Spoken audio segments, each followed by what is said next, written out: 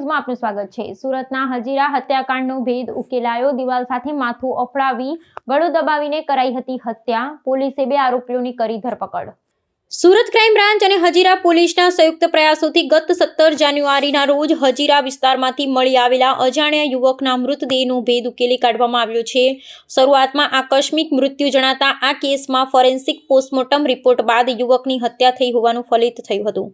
આ ગંભીર બાબતને ધ્યાનમાં લઈ પોલીસે ઝીણવટભરી તપાસ હાથ ધરતા મૃતકના જ સહરહેવાસીઓ રૂમમેટ આ ગુનામાં સડોવાયેલા હોવાનો ચોંકાવનારો ઘટસ્ફોટ થયો છે। પોલીસે ત્વરિત કાર્યવાહી કરીને આ પ્રકરણમાં સડોવાયેલા 2 આરોપીઓની ધરપકડ કરી લીધી છે।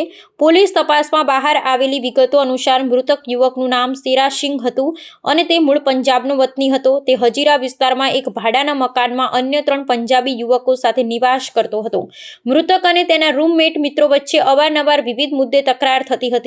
ઘટનાના દિવસે પણ ઉગ્ર બોલાચાલીએ હિંસક સ્વરૂપ ધારણ કર્યું હતું, જેમાં ઉશ્કેરાયેલા 3 મિત્રોએ ભેગા મળી શેરા સિંઘનું ગળું દબાવી દીધું હતું અને તેનું માથું દિવાલ સાથે જોરથી અફડાવી તેની નિર્મમ હત્યા નિપજાવી હતી। આ બનાવ બાદ આરોપીઓ ફરાર થઈ ગયા હતા, પરંતુ પોલીસે ટેકનિકલ સર્વેલન્સ અને બાતમીદારોના નેટવર્ક દ્વારા ગણતરીના દિવસોમાં જ ગુનાનો ભેદ ઉકેલી નાખ્યો છે। પોલીસે 3 પૈકી 2 હત્યારાઓને ઝડપી પાડી કાયદેસરની કાર્યવાહી હાથ ધરી છે, જ્યારે ત્રીજા ફરાર આરોપીને પકડવા માટે તપાસના ચક્રો ગતિમાન કર્યા છે। મિત્રો દ્વારા જ મિત્રની હત્યાની આ ઘટનાએ સમગ્ર વિસ્તારમાં ચકચાર જગાવી છે। પોલીસ કમિશનર સર, સુરત શહેર દ્વારા સુરત શહેર વિસ્તારમાં કોઈ પણ પ્રકારની ગુનાહિત પ્રવૃત્તિ થાય તો તે નોંધી કાયદેસરની કાર્યવાહી કરવા સૂચના આપવામાં આવેલ। તે અંતર્ગત ગત રવિવાર તારીખ 17ના રોજ હજીરા પોલીસ સ્ટેશન વિસ્તારમાં આવેલ જૂના ગામમાં ફળિયામાં જે ભાડે આપેલ એક રૂમ હતી તેમાંથી એક ઈસમની મરણ ગયેલ હાલતમાં લાશ મળી આવેલ હતી, જે દ્વારા તાત્કાલિક એડી રજીસ્ટર કરી હજીરા પોલીસ સ્ટેશન દ્વારા આગળની જે પીએમ ને વગેરે કાર્યવાહી હતી તે કરવામાં આવી। જે દરમિયાન જણાઈ આવેલ કે જે મરણ જનાર ઈસમ શેરાસિંહ હરભજનસિંહ રહેવાસી રૂમ નંબર 1 ભાવેશભાઈ પટેલની રૂમમાં ડેરી ફળ્યું તે મરણ જનાર ઈસમ છે અને તેમની સાથે તેઓના વતન પંજાબ ગુરદાસપુરથી અન્ય 2 ઈસમો પણ એ જ રૂમમાં રહેતા હતા અને તેઓની શોધખોળ કરતા મળી ના આવેલ પોલીસને શંકા ગયેલ અને જે મરણ જનાર છે તેઓનું ફોરેન્સિક પીએમ કરાવ્યા બાદ પોલીસે બીએનએસની કલમ 103(1) અને 54 હેઠળ મર્ડરનો ગુનો દાખલ કરી વધુ તપાસ હાથ ધરેલ હતી।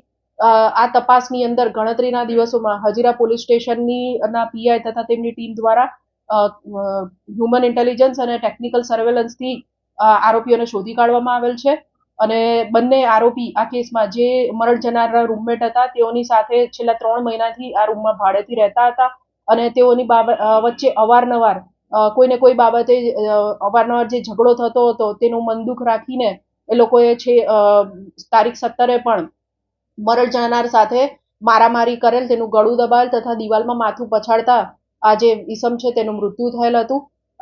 આજે બંને આરોપીઓની હજીરા પોલીસ દ્વારા ધરપકડ કરવામાં આવી છે। સરબજીતસિંહ કુલવંતસિંહ ઉંમર 33 વર્ષ તથા અમરીક સિંહ સુબેકસિંહ ઉંમર 30 વર્ષ બંને મરણ જનારની સાથે આજ રૂમમાં ભાડે રહેતા હતા તથા 3 આરોપીઓ મરણ જનાર તથા બંને આરોપીઓ કોન્ટ્રાક્ટ ઉપર હજીરા પોલીસ સ્ટેશન વિસ્તારમાં આવેલી કંપનીમાં કામ કરતા હતા। આ આરોપીઓની હાલ ધરપકડ કરી ગુનાને લગત વધુ પૂછપરછ હજીરા પોલીસ સ્ટેશન દ્વારામાં કરવામાં આવી રહી છે। કઈ વાતથી આ લોકો ઝઘડો કરતા હતા? 3 આરોપીઓ પંજાબના હતા, એક સાથે રહેતા હતા અને નાની મોટી વાત, કારણ કે એક રૂમમાં રહેતા એટલે કામ કોણ કરશે, જમવાનું કોણ બનાવશે, એવી નાની બાબતોને લઈને મને તે આમ કેમ કીધું, એવી નાની બાબતોને લઈને તે લોકોની વચ્ચે વિવિધ વાતે ઝઘડા થતા હતા, જે અંગે પ્રાથમિક તપાસમાં આજુબાજુના રહેવાસીઓએ પણ પોલીસને જણાવેલ।